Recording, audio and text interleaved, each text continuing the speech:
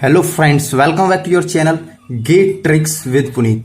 सो friend, अभी तक हमने 4 एलिमेंट्स गेटिंग डिजाइन का कर लिए हैं। चौथे एलिमेंट गेटिंग एलिमेंट में चौथा जो हमारा चल रहा था गेट डिजाइन, उसमें थोड़ा सा कुछ पार्ट रह गया था, उसको कवर कर लेते हैं।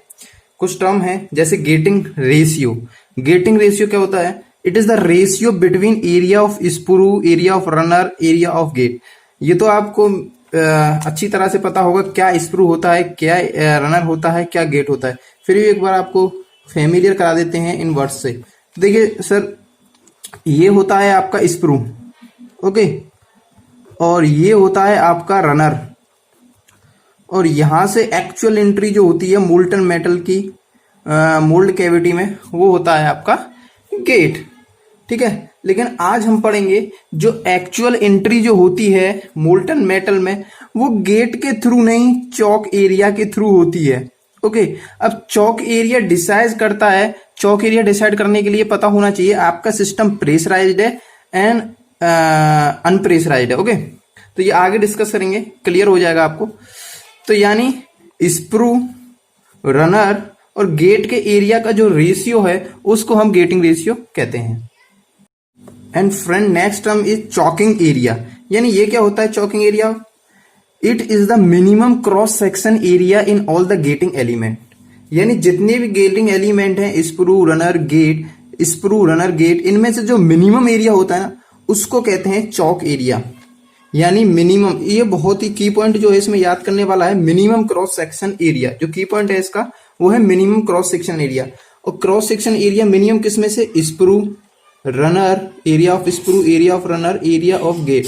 इन तीनों एरिया में से गेटिंग एलिमेंट के जो मिनिमम एरिया होगा उसे कहेंगे choke area. Okay, next, it is used to control flow of metal which is enter into the cavity. जैसे कि मैंने भी आपको बताया, एक्चुअल जो एंट्री होती है मोल्ड कैविटी में लिक्विड मोल्टन मेटल की, वो चॉक एरिया से ही होती है। ओके, और control flow of metal, metal जो इंटर कर रहा है लिक्विड मेटल मोल्ड कैविटी में, उसको कंट्रोल करने के लिए चॉक एरिया का भी यूज होता है। इस लाइन में कीवर्ड है control flow of metal. Okay, it is first parameter to be calculated all the gating element. यानी अब जब आपको गेटिंग डिजाइन करनी है ना, गेटिंग एलिमेंट्स की डिजाइन करनी है, जो सबसे पहला पैरामीटर आपको डिजाइन करना है वो है चॉक एरिया।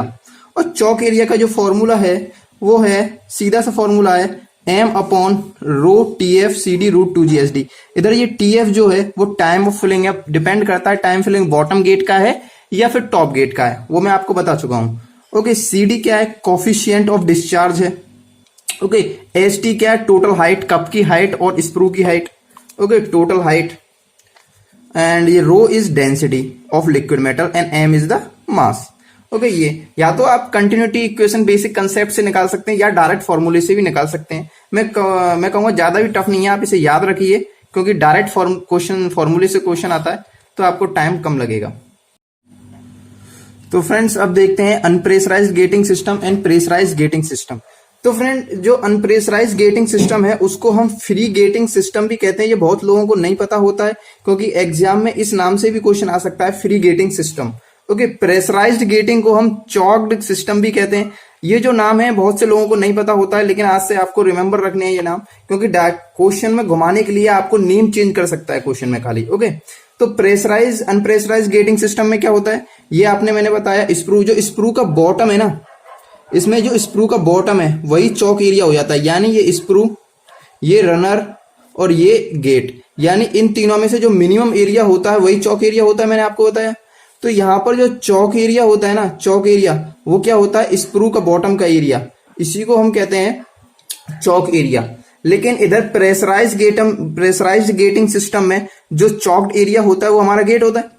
ओके, जो हम कहते हैं ना डायरेक्टली मोल्टन मेटल के लिक्विड को फ्लो को कंट्रोल करता है गेट, वो प्रेशराइज सिस्टम में करता है, अनप्रेशराइज्ड में नहीं। अनप्रेशराइज्ड में कहानी उल्टी हो जाएगी। ओके, तो गेट क्या है?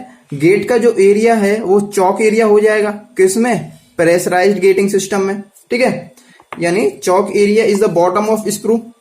स्प्रू का एरिया क्या होगा? चॉक एरिया अनप्रेशराइज्ड में। और प्रेशराइज्ड में क्या होगा? गेट का area. Next, velocity of liquid metal enter into the cavity is less. Friend, unpressurized gating system में जो वेलोसिटी एंटर हो रही है वो काफी कम होती है। क्यों?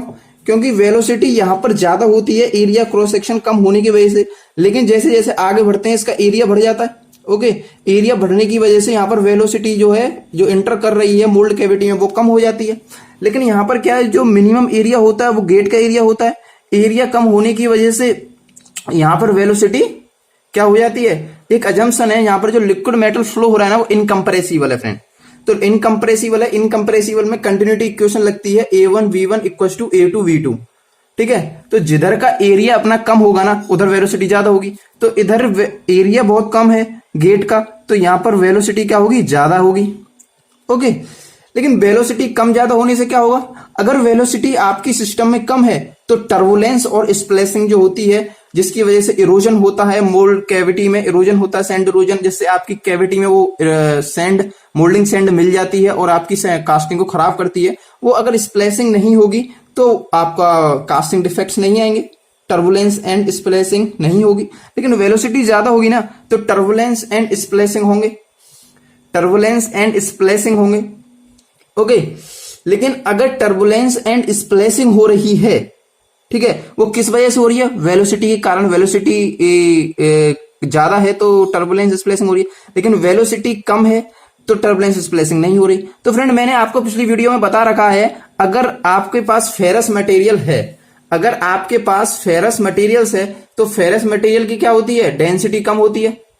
ओके, फेरस मटेरियल की डेंसिटी क्या होती है, कम होती है, और नॉन फेरस मटेरियल की डेंसिटी क्या होती है, वो ज्यादा होती है। तो सॉरी, नॉन फेरस की डेंसिटी कम होती है, फेरस की डेंसिटी ज्यादा होती है। जब नॉन फेरस की डेंसिटी कम होगी तो उसको फ्लो कराने के लिए हमको वेलोसिटी कम देनी पड़ेगी। ओके, जब वेलोसिटी कम देनी पड़ेगी वो किस सिस्टम में है, अनप्रेशराइज्ड गेटिंग सिस्टम में। यानी इससे आप डायरेक्टली, ये बहुत ही इंपॉर्टेंट पॉइंट है, नॉन फेरस मटेरियल्स के लिए यूज होता है अनप्रेशराइज्ड गेटिंग सिस्टम। ओके, और जो फेरस में क्या होगा, डेंसिटी ज्यादा होने की वजह से उसकी फ्लूइडिटी कम होगी, और फ्लूइडिटी कम होगी तो उसको फ्लूइडिटी बढ़ाने के लिए आपको वेलोसिटी ज्यादा प्रोवाइड करनी होगी।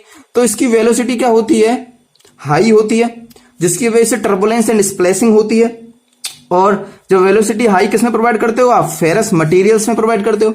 ओके, अब समझते हैं कास्टिंग यील्ड के बारे में। कास्टिंग यील्ड आपको बता चुका हूं, एक तरीके से ये इफिशियंसी ऑफ कास्टिंग होती है। ठीक है, तो इसका क्या होता है, volume of casting upon total volume. Total volume में क्या, कास्टिंग का वॉल्यूम अपॉन गेटिंग एलिमेंट्स का वॉल्यूम। ठीक है, गेटिंग, तो यहां पर क्या होता है, गेट का वॉल्यूम कम हो जाता है। गेट का वॉल्यूम क्या होता है, यहां पर कम हो जाता है, क्योंकि आप देख रहे हो यहां पर एरिया जो है ना ज्यादा है, एरिया यहां पर ज्यादा है तो गेट का वॉल्यूम ज्यादा हो जाएगा। गेट का वॉल्यूम ज्यादा हो जाएगा तो कास्टिंग यील्ड कम हो जाएगी।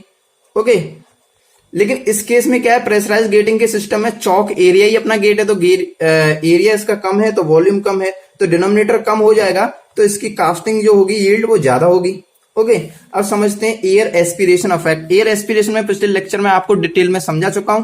ठीक है, तो इसमें क्या होता है, पॉसिबिलिटी होती है एयर एस्पिरेशन इफेक्ट होने की, लेकिन प्रेशराइज गेटिंग सिस्टम में पॉसिबिलिटी नहीं होती। प्रेशराइज गेटिंग सिस्टम में पॉसिबिलिटी इसलिए नहीं होती क्योंकि यहाँ पर जो है मिनिमम प्रेशर है, लेकिन इस इधर जब बढ़ते जाएंगे यहाँ पर प्रेशर जो है ना वो इससे ज्यादा ही है।